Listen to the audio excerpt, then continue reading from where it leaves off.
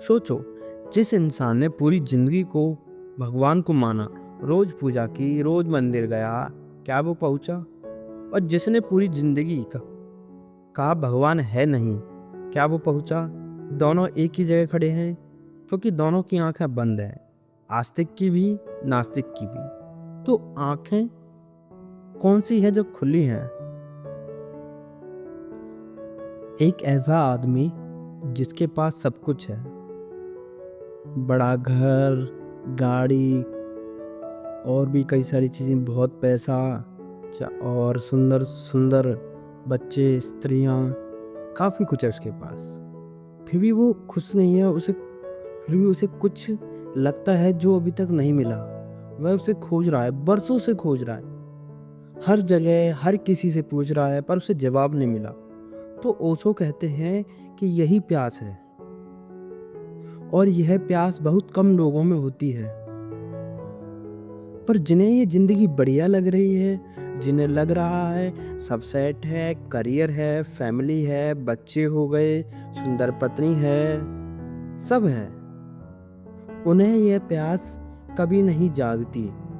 यह प्यास तब जागती है जब कोई यह देख ले कि यह जिंदगी जीना नहीं है, यह तो बस रोज रोज मरते जाना है, धीरे धीरे, चुपचाप। हम जीते नहीं हैं, हम सिर्फ अपने मरने का पोस्टमार्टम करते हैं। चलो ठीक है, ऐसा मान लिया जाए कि प्यास तुम्हारे अंदर जाग गई। अब क्या क्या होता है कि कई बार बहुत लोग आकर यहाँ एक गलती करते हैं, और यह गलती इतनी बड़ी है कि वो पहले से भी बुरी हालत में पहुंच जाता है जब उसे प्यास न थी। और वो पता है अब रास्ता ढूंढने लगता है, किसी के पास जाता है, वो कोई किताब पढ़ता है, कोई धर्म को पकड़ लेता है, कोई गुरु को पकड़ लेता है, और लगता है हाँ, मिल गया रास्ता।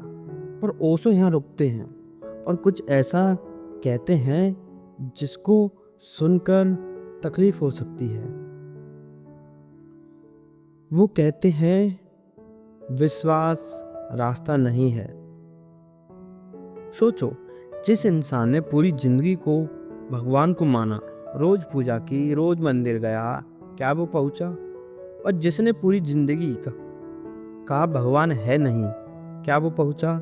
दोनों एक ही जगह खड़े हैं, क्योंकि दोनों की आंखें बंद हैं, आस्तिक की भी, नास्तिक की भी। तो आंखें कौन सी है जो खुली हैं? यहाँ ओशो एक और बात छोड़ते हैं, बस इतना कहते हैं कि हर जो लेवल से मुक्त हो जाए, लेवल यानी कि मैं हिंदू हूँ, मुस्लिम हूँ, आस्तिक हूँ, नास्तिक हूँ, ये सब से मुक्त हो जाए। जैसे मैं ये किसी शास्त्र से नहीं बना हो, किसी सिद्धांत से नहीं बना हो, जिसका चित्त बिल्कुल खाली हो, जिसके मन में कुछ ना चल रहा हो,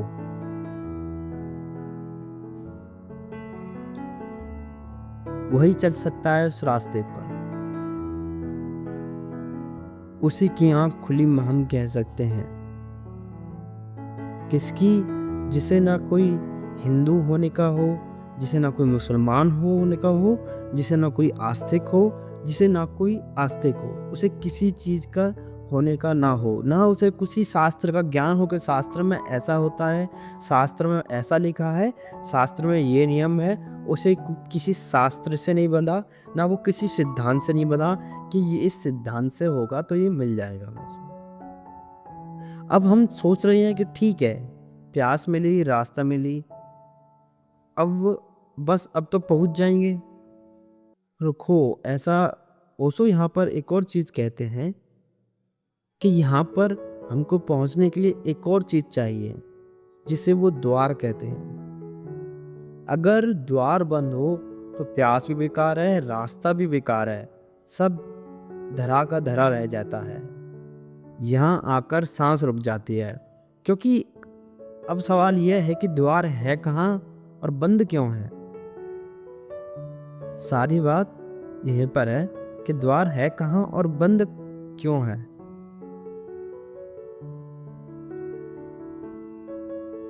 और ओशो कुछ इस तरीके से कहते हैं जो दिमाग पलट देगा। वो कहते हैं द्वार जो था प्रभु का, भगवान का, गॉड का, वो कभी बंद था ही नहीं। वो कभी बंद नहीं था। जिस दरवाजे से तुम परमात्मा से बाहर आए हो, वही दरवाजे अंदर भी ले जाएंगे। दरवाजा एक ही होता है हमेशा से, बस तुम उल्टी दिशा में चल रहे थे। मतलब जो चीज तुम्हें परमात्मा से दूर ले आई, वही चीज तुम्हें परमात्मा के पास ले जा सकती है। तो बस एक ही सवाल बचता है कि कौन सी चीज है, कौन सी वो चीज है जो तुम्हें बाहर लाई। क्योंकि जब वो मिल जाए तो दरवाजा खुल जाएगा। तो हम आज का जो बात है यहीं पर ठहराते हैं, और धीरे धीरे हम आने वाले दिनों में हम प्यास को भी जानेंगे कि प्यास क्या है। उसके बाद हम रास्ते को भी जानेंगे, रास्ता क्या है। उसके बाद हम जानेंगे कि द्वार क्या है। इसी तरीके से धीरे धीरे हमारी यात्रा आगे बढ़ेगी, क्योंकि जागना जरूरी है। क्योंकि मैं खुद नहीं चाहता कि जीवन बेकार हो जाए। ये जीवन दोबारा पता नहीं कब मिले और मैं अपने अंतिम क्षण पर खड़ा हूं और यह बोलूं कि मैंने कुछ नहीं जाना, कुछ नहीं पाया। हालांकि ऐसा हो सकता है कि मेरे पास बहुत सारी चीजें हों जो बाहरी दुनिया के बाहरी लोगों को अच्छी लगती हों, और मैं अंदर से खाली महसूस करूं।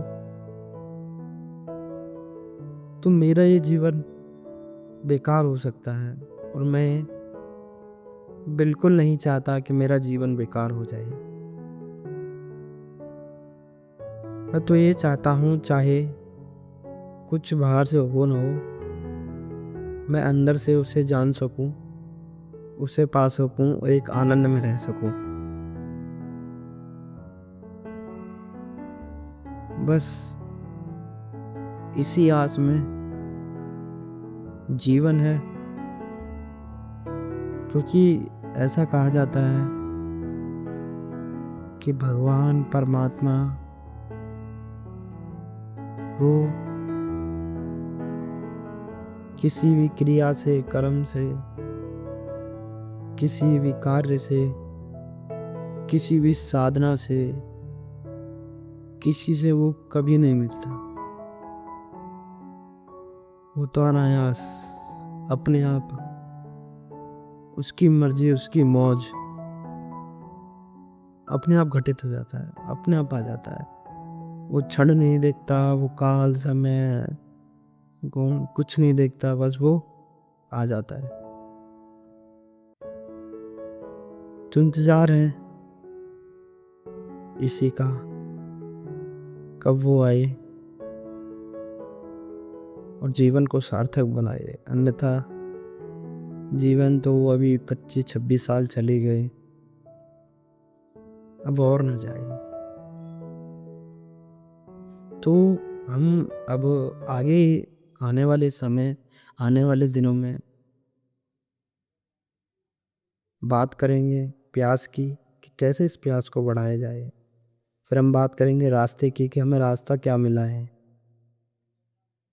और फिर हम द्वार की बात करेंगे, आखिरकार द्वार क्या है। बस यहीं पर समाप्त करते हैं। बस।